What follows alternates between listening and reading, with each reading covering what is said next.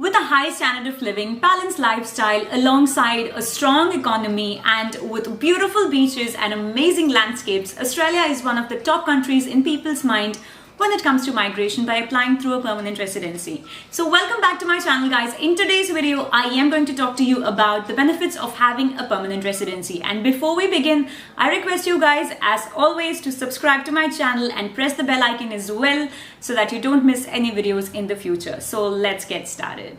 The very first benefit of having an Australian permanent residency is that you get to live, work and study in Australia forever. So there's no time restriction as to the amount of time that you have to spend in this country. And initially when you receive your permanent residency, you will receive it for 5 years and then you can reapply it again after that 5-year period is over. But most of the cases you don't have to reapply because within those 5 years you will be eligible for applying your direct citizenship. If you're applying for your permanent residency through a skill assessment process, there's no compulsion as to which employer that you have to work for. For example, if you're applying for your permanent residency as an electronics engineer, you can work in different fields that you like. So there's no compulsion that you have to work as an electronics engineer all your life in Australia. You can work for any employer in any occupation except the public forces and also the armed forces, or all the defense related jobs is not applicable for permanent residents. It's only for Australian citizens. The second advantage is something that I was not aware as well until I received my permanent residency. So with an Australian permanent residency, you are allowed to live, work and study in New Zealand as well. So it's more like having permanent residency of both these countries. But there is something that has recently changed, that you require an electronic travel authority if you want to go to New Zealand, which is done online before your arrival. But earlier this thing was different. So earlier you can just go walk in and get an on-arrival visa. But this is something that has changed for Australian PR. But still, you have all the work rights to work in New Zealand as well. New Zealand is such a beautiful country, and I have plans of moving to New Zealand forever when I'm like 45 or 50, where I've made a lot of money and I can just move and chill in New Zealand forever. Oh my God, tell me about it. I'm already dreaming.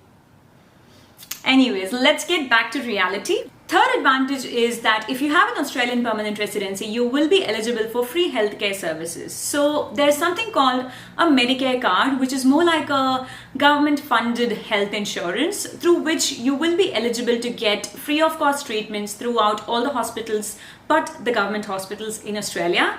And in some cases, there are possibilities that your medicine fees also will be reimbursed, but just a fraction of it. But most of the times you have to pay for your own medicines. Next advantage is being an Australian permanent resident, you will be eligible for government subsidized tuition fees for your higher studies.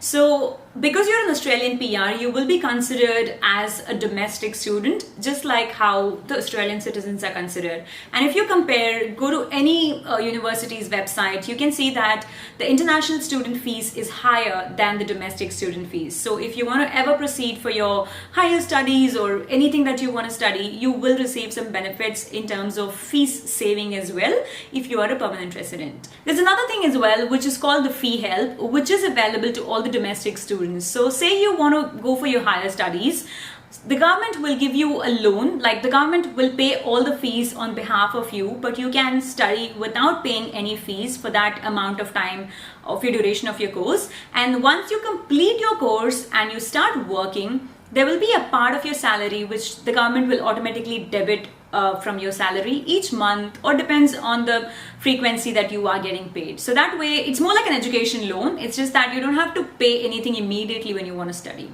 Advantage is a blessing for most of the families with children, because if you have kids, all your kids will be eligible to get free education in all the government schools in Australia. So in terms of school, there are two types of schools. One is a public school and one is a private school. With the public schools, each state government runs their own schooling system within their own state. So if you're a permanent resident and you have kids, all your kids will be eligible to study free of cost until year 12, but sometimes there may be a marginal fees involved as well.